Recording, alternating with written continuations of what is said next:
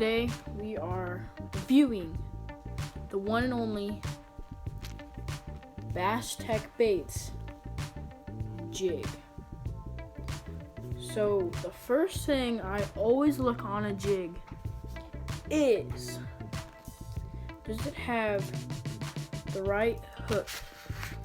And I was talking to the guy at Bass Tech. His name is Parker Phillips Fishing, and he says he uses a 5/0 Trocar, no, not Trocar, what do you say?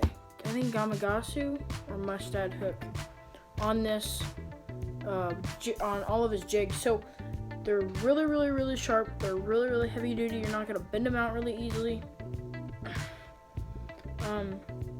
And then the also thing I'm looking for is what kind of style is your jig. So when I mostly look for jigs, I look for skipping jigs, I look for all-purpose jigs, and ones that you can fish anywhere and everywhere. So one of those things is a round bend head, because whenever you're skipping a rock, you need a flat rock, not a solid ball rock, right? So that jig has an archy style head, which will definitely get your skips in if you're trying to skip for those fish. He also gave me another one, but I can't find it. I already lost it. He gave it to me today, but I already lost it.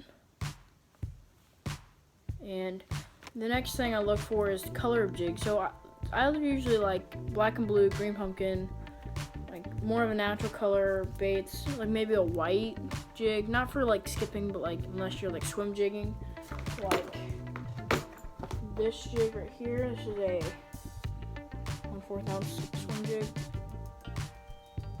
so it has a narrow head.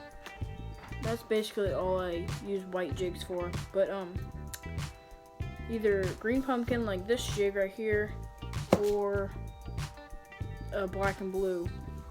I use green pumpkin jigs in clear type of waters, like this jig right here, and these type of jigs in dirtier water. That's a good tip for you guys if you don't know what colors to throw in dirtier water and you want to go darker than the water. So black and blues, purples, blacks, blues. That's about it. Maybe a white. You can throw a white chartreuse, something with like a little gold blade, unless you're on like a little chatterbait like this. It's a really good one in dirty water. Trust me. Caught a lot of fish that they're in dirty water. So this jig has a really heavy jig head, or what are these called? Weed guards. It has a really heavy weed guard. So it's thick at the bottom, like right at here, and it gets slowly and slower at the where it gets to the hook, and that will, when the fish bites it, you can really get the hook in them, because that weed guard will go down really easily past that hook, and then you'll get that fish in really easily. So you have a really good hookup ratio on these jigs, really good skirts on them. I forgot what skirts he puts on them, but I know they're really good. So that's one jig that's really good for any applications you're fishing. Maybe not in cold water, but like in cold water, I like to go to a little finesse jig, like this little jewel jig. This is a really nice jig for colder water.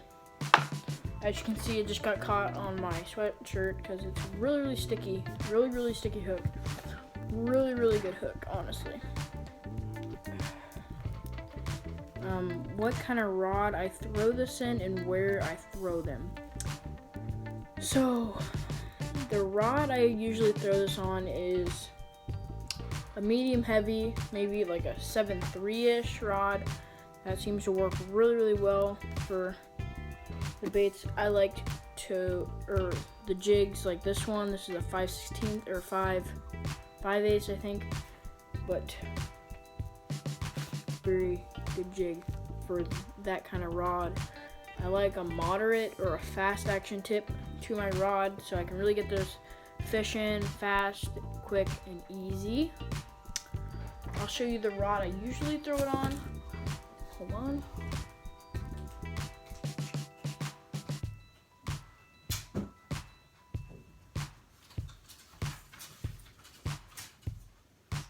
So this is the rod I used to throw them on because it broke.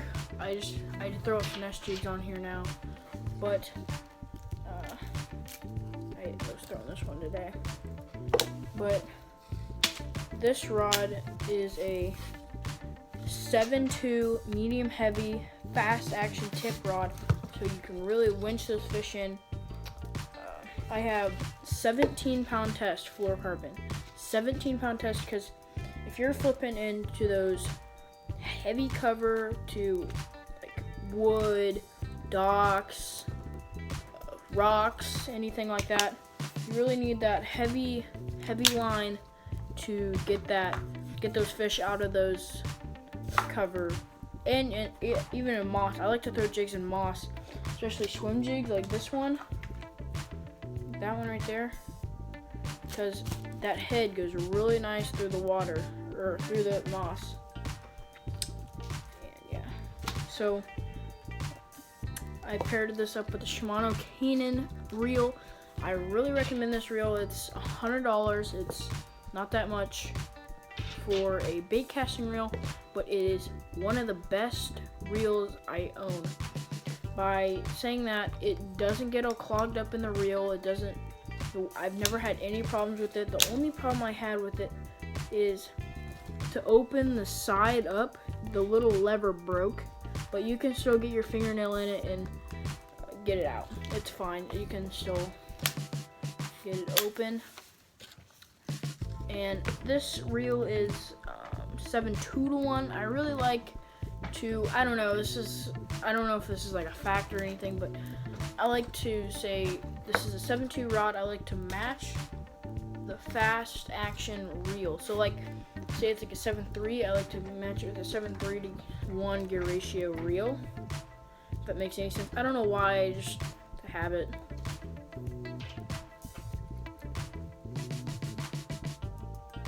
I sometimes use braid. I use braid in the summer mostly because the vegetation and the wood and stuff gets really thick in the summer because the heat in the summer gets into the water and really creates everything that's going on in the water. So that's the combo, like throwing them on. I covered line, where to throw them, now how to use them. So I like to put a crawdad or a creature bait on the back of my jigs. I'm gonna go grab one real fast. I'll grab, let's see here, I'll grab a Rage Craw. Rage Craw. Do you want me to review these baits? Fantastic baits. I mean, they're great. I think every fisherman out there knows what a Rage Craw is. One of the best craws out there. KVD made them, I think. Look how freaking sick those look. Alright, what I like to do is, if you're in like a colder water situation, I really like to bite down the trailer of your jig because it really helps your profile and it'll get you more bites in the water. So say you have your hook, see the little notch, you want to get it to there. So I like to cut down a little bit of your craw, not a lot though, just a little bit. I took about 1 centimeter off that craw, and I'll push my weed guard to the side. You do not want to bend that weed guard down. That weed guard will stick straight up and will cause a lot of commotion and you won't get nearly as many bites. So you want to push it to the side, not forward. really key. You want to go straight in the middle of that craw and just keep on threading it through all the way through until you get about, I don't know, halfway, and then you want to pull it through the side and just push that craw up until you get to that jig. Now, shoot the jig. See that? That looks really, really good. Got two big flappers on the end of that jig. Gives that jig a lot more profile, and you'll get a lot more bites with the trailer because it just has the extra action. I don't know why, but that seems to work the best. Like right there. So if you want to pick up one of these jigs, you go down in the link in the description. Actually, no, I can't link that in the description. So go to Instagram, type in Bass Tech Baits, DM him to get some jigs for yourself. If you want these craws to go with it, then I'll leave that in the description. I will definitely be in the link in the description. The owner of these jigs is named Parker Phillips. Go down in the link, or not in the link description. Go on Instagram, type in Parker Phillips Fishing, and also while you're there, type in Logan Beckley Fishing, and mine will pop up, and you can tell me which bait to review next. So today we reviewed the infamous Bass Tech Baits. Tomorrow we are going to be doing the V&M J-Bug. So look forward to that. It's a little creature bait. I think you guys will know how to fish that after we do it tomorrow. So hope you guys enjoy tomorrow's episode, and I hope you guys enjoyed today's episode.